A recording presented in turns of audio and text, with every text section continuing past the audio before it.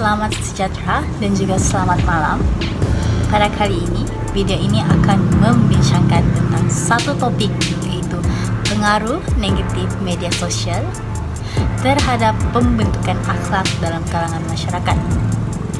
Berdasarkan analisa dan juga kajian yang telah dikaji, terdapat beberapa persoalan yang telah diperolehi daripada tajuk ini.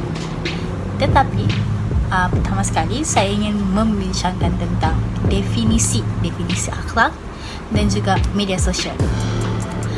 Apa itu akhlak? Definisi akhlak terbagi kepada dua, iaitu definisi daripada segi bahasa dan juga daripada segi istilah. Apa itu akhlak? Dari segi bahasa, akhlak ini diambil daripada keterangan jamak, iaitu khuluq, yang berarti perbuatan, gaya dan juga sifat seseorang, sifat semula jadi seseorang. Manakala definisi akhlak dari segi istilah, akhlak ini merupakan satu perbuatan yang sopan yang dilakukan oleh seseorang individu, ataupun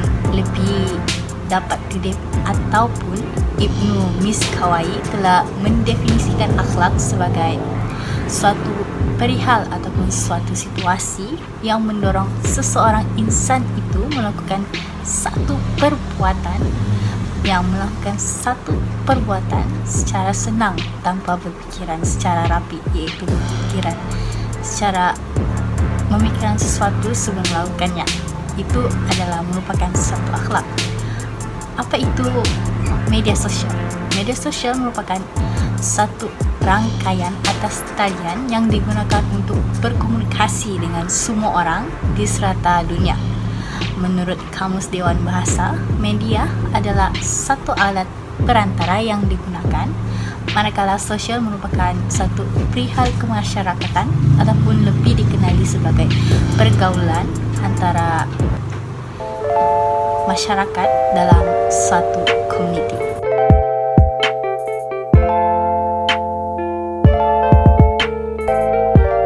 Hai, Assalamualaikum.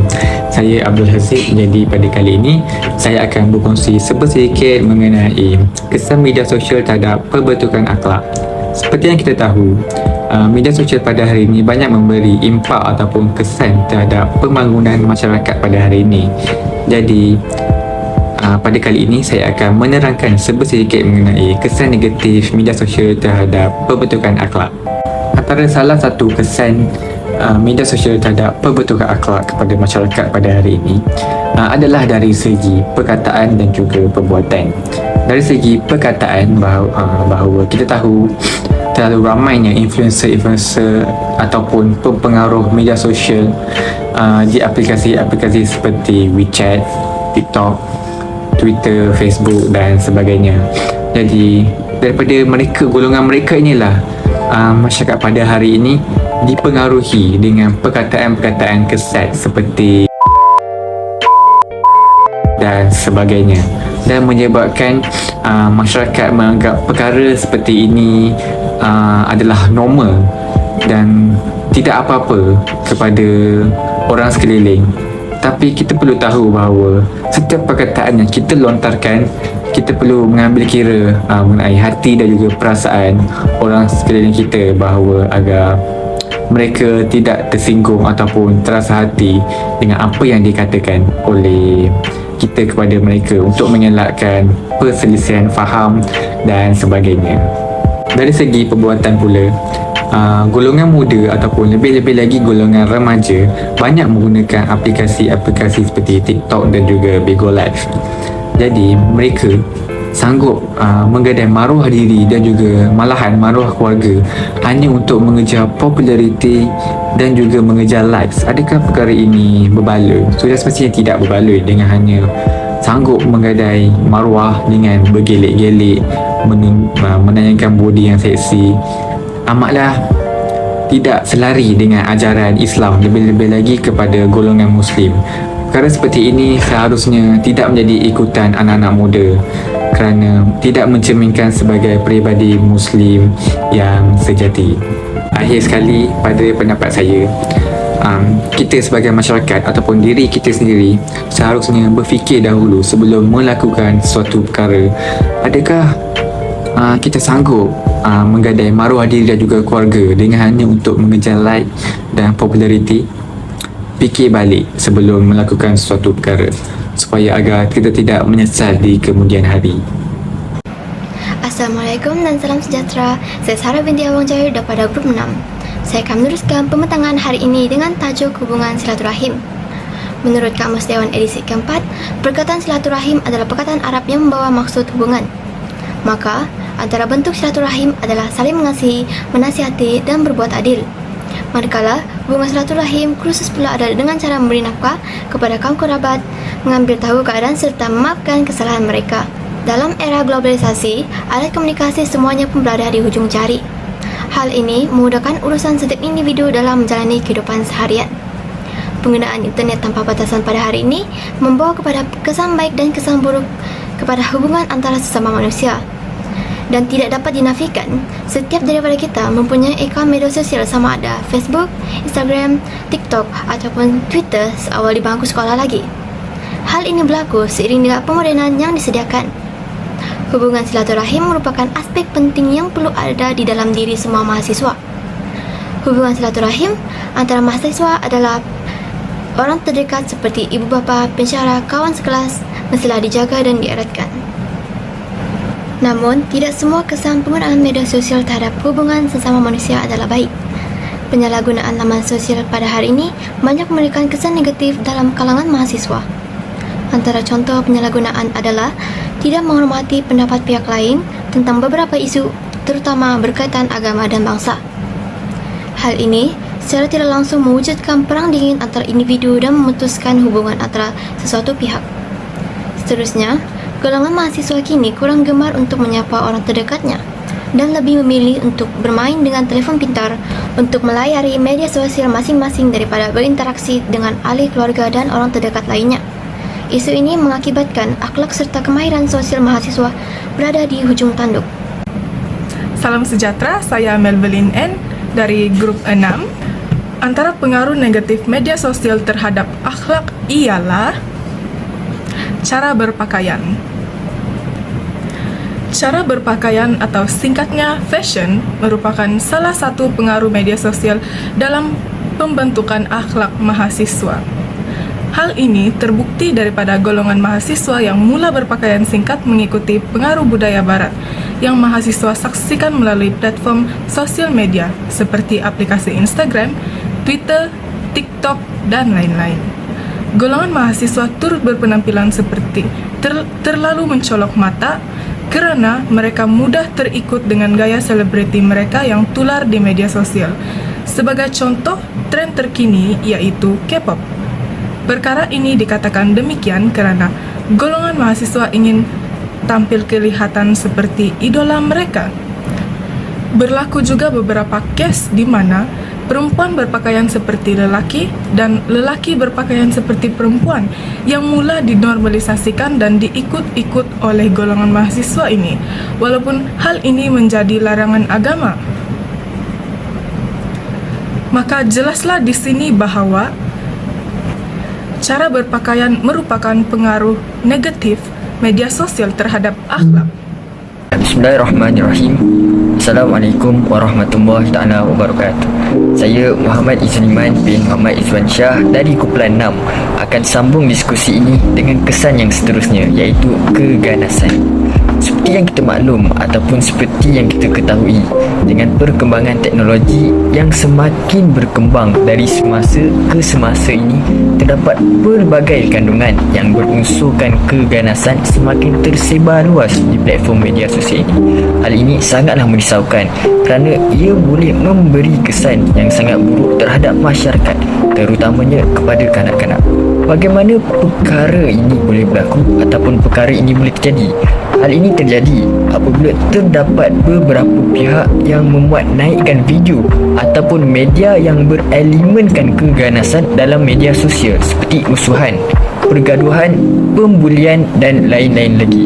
perkara ini sangatlah merisaukan apabila golongan muda, yakni golongan yang paling mudah terpengaruh, meniru ataupun mencontohi perilaku yang ada unsur keganasan ini.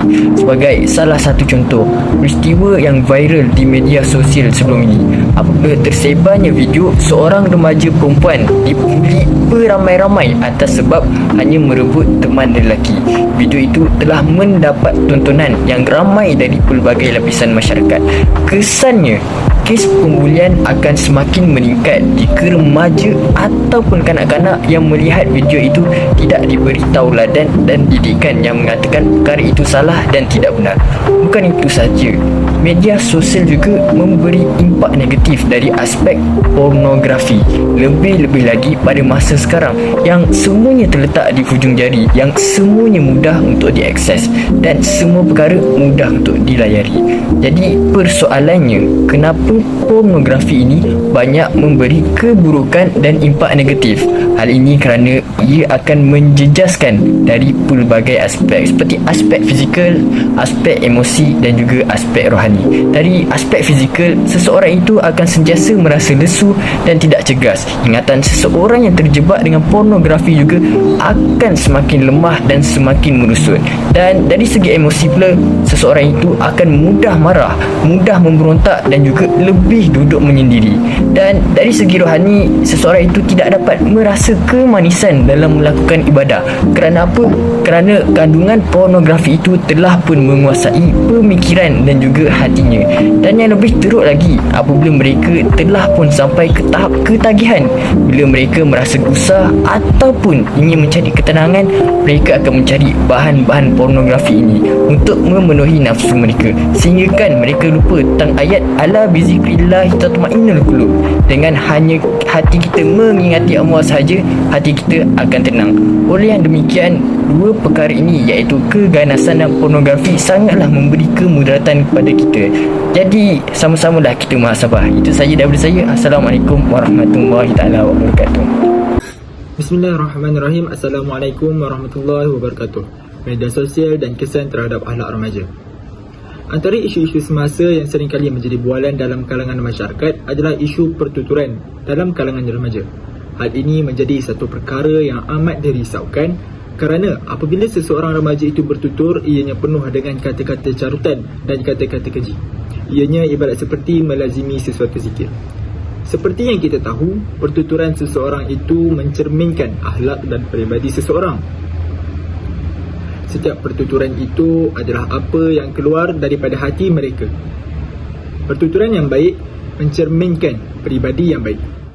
Golongan remaja masa kini seringkali melazimi perkataan-perkataan yang kesat dan keji adalah kerana terpengaruh dengan media sosial.